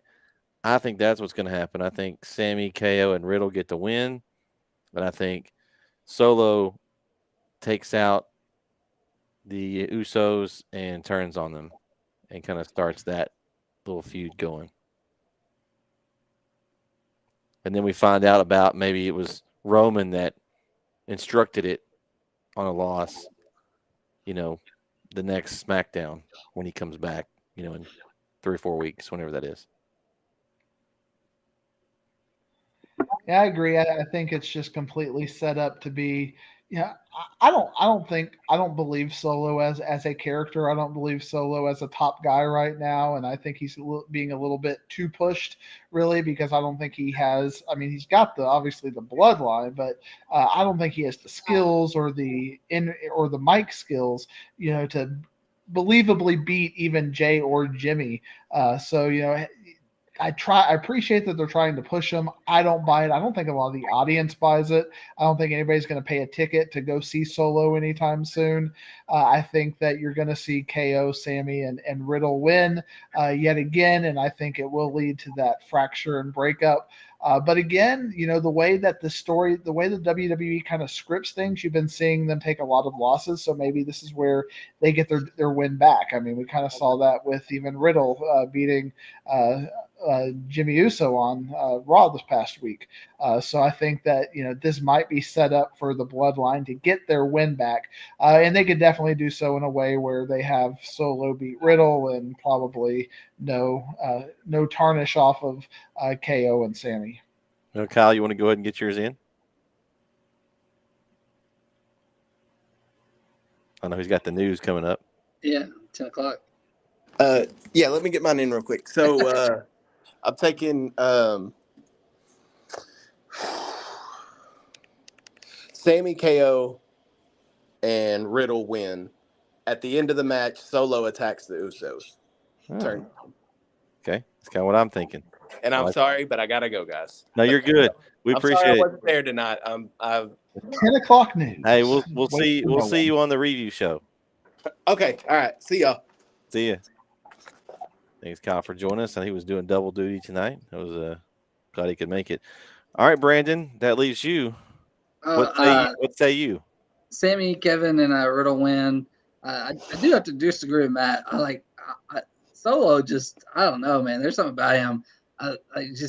They built him as a badass, and it's just he's got that mystique to him. Because you talked about the mic skills. Well, he doesn't need the mic skills. He got drafted with Paul Heyman. Yeah, Paul Heyman. That's what I think they're going with. I think you're right, Brandon. I think that he's going to end up sometime along the line. He's going to break off, and Solo will be the new Roman Reigns as far as with Heyman.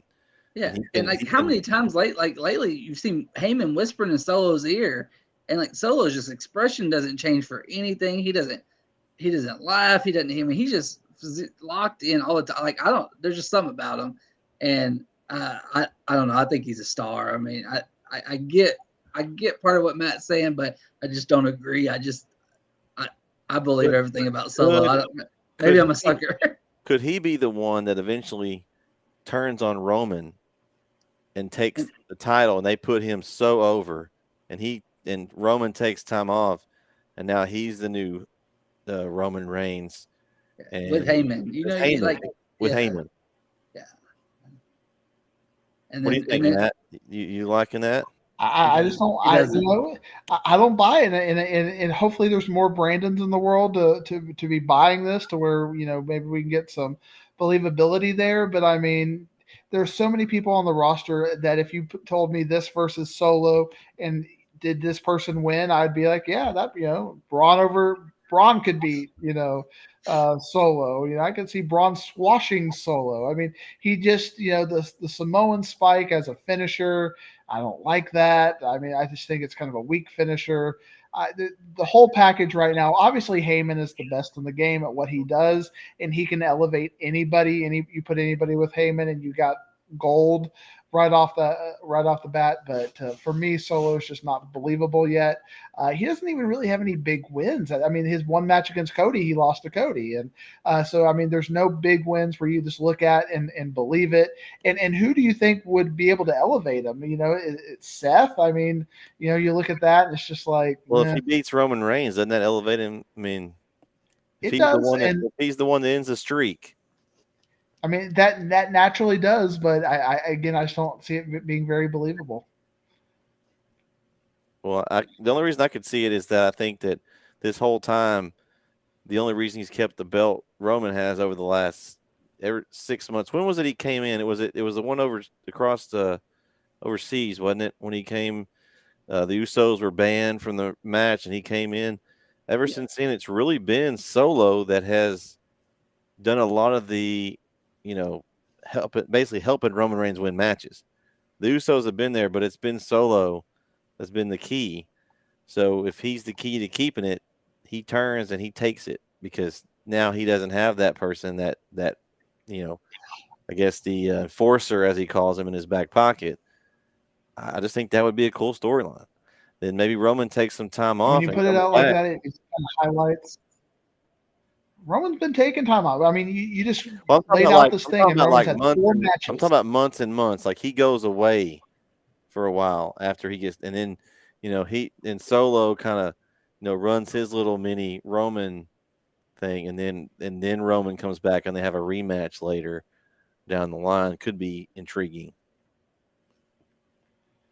But, you know, just counting in my head, you know, he's basically had 4 matches since Clash at the Castle. You know, they had the War Games, and then you had Kevin, Sammy, and Cody, and after the Drew match, and that's our Roman Reigns contribution to professional wrestling since June of 2022. But he just had the Logan Paul match. They didn't count that one, did he? Great point, Brandon. I just kind of had to throw that in there. I got my Logan Paul ad right here. Oh, hey, did you change the color of that so you could redo the picture? Yeah. Did you guys see that? Yeah. Yeah. When they re-signed, it was the exact blue same raspberry in a different color. They just changed the colors. Yeah. All right. So as we kind of wrap down here tonight, anybody got any final thoughts? Like, with back. First of all, thank you for having me. It was an honor to be with you, gentlemen, who talk about the great game of professional wrestling, the great sport, and it was fun to pick your brain and hear your insights on this evening. Yeah, I'm excited about Backlash. I mean, there's very few matches I'm not excited about, and I think, you know, as critical over the last 2 hours since we've been on the WWE, they've really built up these shows, the big shows over the last couple of pay-per-views have been, you know, weren't you excited about Sammy and Roman in, you know, Montreal, and then the Royal Rumble? You know, you're excited about KO and Roman, and I'm excited about several of these matches. I can't wait to see Cody and Brock go. I'm excited about Damian and Bad Bunny, because, you know, Bad Bunny's going to do something crazy, you know, and there's a few matches here I'm really excited about. It's just, will they deliver? Because so many times I have this optimistic view going into a pay-per-view, and then afterward I'm just watching it blankly at the screen, wondering, why did I just waste these 3 hours and getting excited on this? So hopefully they'll deliver. And I think a lot of WrestleMania did deliver. And it's a lot about that storytelling. How will this bloodline storyline progress one more chapter? And that's been, as you mentioned, Brett, the best story we've had. So how are they going to continue to tell that story? Great opportunities, but also they haven't been living up to those opportunities lately. Yeah, no, I think Backlash normally is like kind of a throwaway. It's like, it's the pay-per-view to get you back to Money in the Bank. It's like, hey, we got a WrestleMania hangover. We're just going to do the same matches. You know, normally they just do the same matches from WrestleMania. A rematch. We call it rematch. Yeah. Rematch. So I Backlash. like we got some fresh matches, like both women's matches. You got 2 people that have basically never challenged for a title. You know, I like what they're giving us, and I think it'll be a good show. and then Matt. Just it's cool having you on tonight. A different voice and just it's cool to just get different opinions on wrestling and what's going on. And we've been at shows together before on running to Detroit shows, and we've talked wrestling in the past. So it's just this was fun, and we'll hopefully have something good to talk about next week. Yeah, we should. And thanks, Matt, for joining us. Hopefully, we can rope you in, no pun intended, and have you back on, especially the review show, because we'll have to go over our picks here. We'll have that next week sometime. Hopefully, you can join us there. And again, whenever we have it, you have an open invitation to come back anytime you'd like to join us. We like the more voices, the better. It's funny how you can have four of us tonight, and we usually have four guys or 4 or 5 of us if they're all here. We can all have different opinions on something, and it's just interesting to hear other people, because I'm usually sitting at the house myself just watching it with my son, which he's 4, and he doesn't know what's going on. He gets up and dances around the music, but get to talk back and forth about someone else's opinions is cool, and we enjoy it, and I hope you enjoyed coming on with us, Matt. It was a fun show, and now I'm just ready to see what all happens this week. Now I've got, of course, Brandon, you're gonna be busy. I'm sure you're gonna be covering some games this week. I may actually not even be able to watch it live, depending on what Saturday's still up in the air. So I may be back on the road trying to get here to watch it. So you never know what Peacock will let me pick up where I need to, or so. I may not get to watch till Sunday morning. So we'll see. Yeah, hopefully it'll be good. I've got, depending on our games, we have a series Thursday, Friday, Saturday. If there's a Saturday game 3, I might be catching a little bit behind as well. So, yeah, we like to also give a shout out to our other station. We got NetSN. I got my nice little hat here. We cover high school sports in East Texas. So, you're also watching here on the Disrespect Sports Network. We've got the Off the Rope show. We've got That So Dope podcast with Corey, Vince, and JD. Should be coming up here in a few weeks. They've been talking about coming out with the show, and then we'll also have the Disrespect Sports show that'll be debuting soon. So make sure you like and subscribe to our Twitter and our YouTube channels. We got all that scrolling on the bottom here. Again, Matt, thanks for joining us tonight, and also always Brandon, thanks for coming on. For Kyle and Jeremy that aren't here with us, and for Brandon and Matt, I'm Brett. We'll catch you next time right here on Off the Ropes. You're listening to the Disrespect Sports Network. Good night, everyone.